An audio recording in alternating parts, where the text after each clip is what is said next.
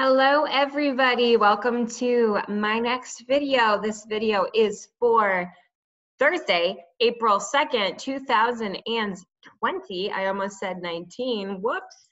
Anyway, I want to do some shout outs first of all for some Lexia superstars and some scholars that have been doing really well in literacy. They've been making calls to their teachers and they've been following the videos. So first of all, say way to go, Skylar March.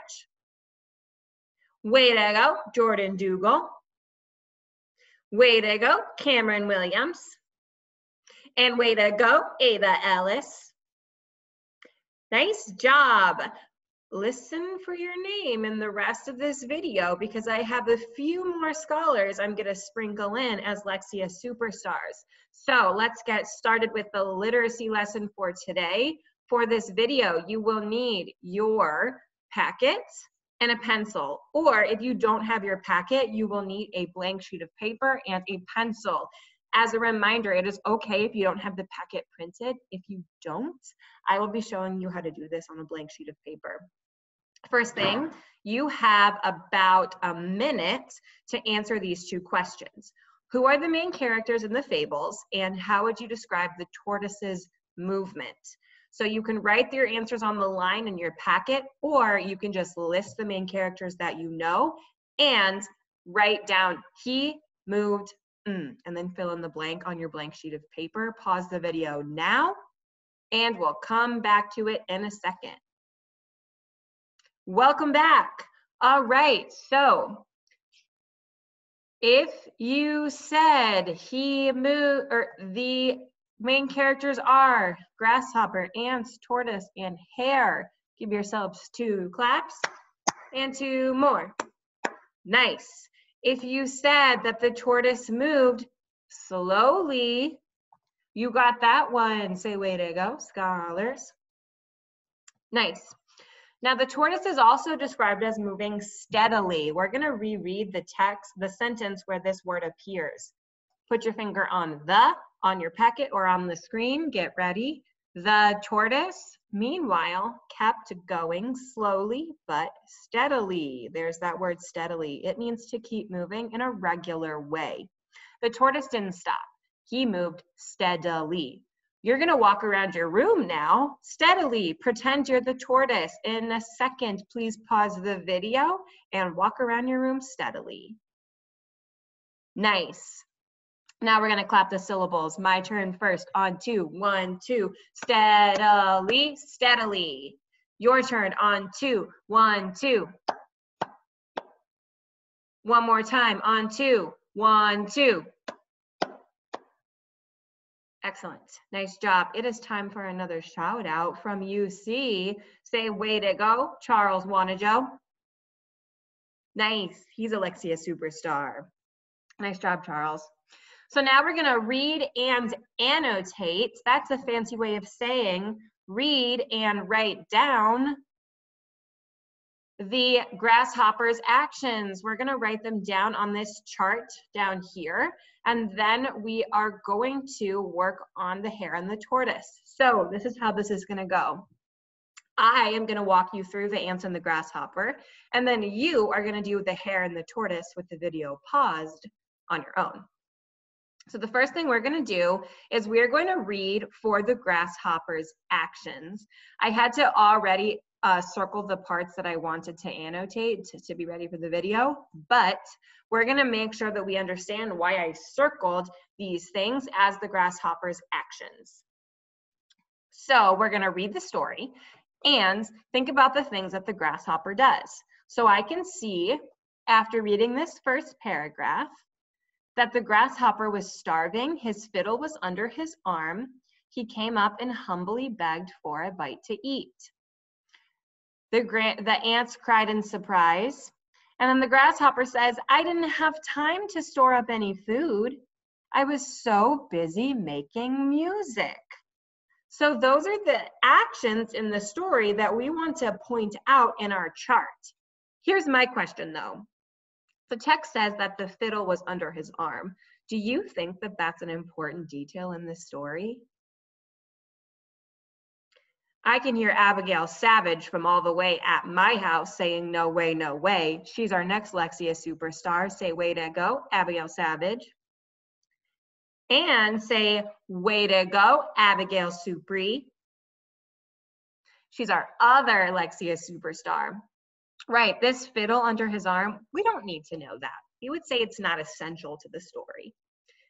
So what we're gonna do though is we're gonna write the actions that we did find were essential or important in our chart. So this is my teacher chart right here. You have a really big chart down here for you to write these grasshoppers actions just like me. If you're about to see my face, hello, really big. If you do not have it in front of you, I'm going to show you something that you could draw. So pretend that this is a blank sheet of paper. And I know I'm not the best drawer in the whole world, but you can send me energy because I did my best. But I drew a little chart to match the one that's on the TV screen, or the computer screen, sorry. So you can draw this, or if you need help drawing it, just ask one of your family members to help you draw it so that you can put those red action words in each part of the chart. Now what I'm gonna do, you're about to see me again, hello, is I'm gonna pull back up my chart so you can write down the grasshoppers actions. I want you to pause the video and make sure you have this on your chart. Nice job. I hope you have all of these on your charts. And if you illustrated them, give me a high five to the computer screen. Boom, nice. So let's lock these actions in. How do the grasshopper's actions affect what happens to him later? The grasshopper's actions tell us that he would rather play music than work or store food. The actions reveal that if he only plays, he will get no food. And the grasshopper's actions showed that him playing when he should be working to get food, that was bad news for him later. So the grasshopper's actions show that he played instead of preparing for the winter, and that caused him to be hungry. Now, next week when we have other videos, after spring break when we have more videos, we're going to talk about the lesson of this story. So hold on to this thought. Now what you're going to do is the same exact thing, except this time you're going to use the tortoise and the hare story on your own to annotate or circle the important actions of the tortoise and then rewrite them on this chart. So if you have the paper in front of you, if you have the packet in front of you, you are underlining and circling tortoise's actions and then rewriting them on this chart. And if you don't have it, you are reading this story on the screen and then drawing this chart on your paper and filling it in. Pause the TV screen or the computer or tablet or phone screen here so you can see the story and the chart in case you need to copy it down. I'll meet you back here when you're done. Nice job. I have a few more Lexia superstars. Say way to go, Brooklyn Chambers. And way to go, Derek Yancey. Nice job. Okay.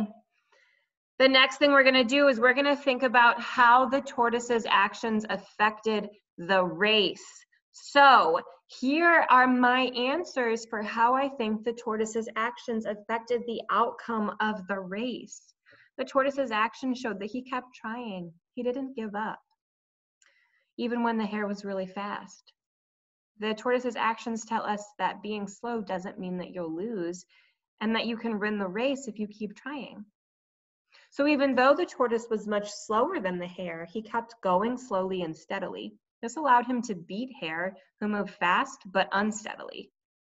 So make sure that you have these blanks filled in your blanks on your packet, or please pause the video and rewrite these sentences to make sure that you're answering the questions about how the tortoise's actions affect the outcome of the race. Nice. So the next thing we're going to do is think about an informative paragraph. We've been thinking about imaginary animals and imaginary fables. Now we're going to think about what an informational paragraph would look like if it was written about a real animal. Remember, the informative paragraph has a topic statement. That's the juicy buns with like some sesame seeds going on, some information, facts, and details are in the middle. That's going to be your like hamburger with cheese and lettuce and tomato and ketchup and mayonnaise if you like that, but mine wouldn't have mayonnaise on it. And at the bottom, you have your conclusion. That's where you restate the topic, and that's going to be that bun at the bottom of the burger. So now what we're going to do is read this paragraph 2 times. You are going to write down the topic statement. You're going to write down the facts and details, and you're going to write down the conclusion. And the way that you're going to mark that you found these 3 things is a T for topic statement, an F for facts and details, and a C for conclusion. So what you're going to do is you're going to find the topic statement, and then you're going to write how you found it on these lines if you have your packet. If you don't have your packet, I would like you to be reading this informational paragraph and saying aloud which color goes with which part of the informational paragraph hamburger. I'm going to read it 1 time out loud to you. So put your finger on the word tortoises. Nice. Tortoises are reptiles. Tortoises have large scales on their body. Tortoises have a shell. They lay eggs. Tortoises do not like cold weather. Tortoises are interesting reptiles. So what you're going to do 1 more time on your own is you're going to put your fingers on the topic statement, label it T. You're going to find the first fact that you find for facts and details, underline it. I would like you to label it F, and then do the same thing for the conclusion and label that C. So I'm going to go back up to the story so that if you don't have the packet at home, you can say, oh, the red sentence is for the blue sentence is for the, and the purple sentence is for the. Nice. Okay, pause the video here and go ahead and start. Welcome back. I think you did a really great job answering those questions. This red sentence is our topic sentence. The blue is our facts and details, and the purple is our conclusion. It is time for 1 more shout out. Say way to go, Leonardo. Nice job, Leonardo from DePaul. Excellent job. Now we're about to finish our video, but I would like you to answer these questions with an adult nearby. What do the facts give the reader information about? And what do they help us learn? The facts make the paragraph interesting and fun to read. I'm really excited to see what you answer for these questions, and I hope you had a great time learning with me today because I had a really great time with you. So pause the video here, answer these questions, and I will see you next time. Have a good rest of your day.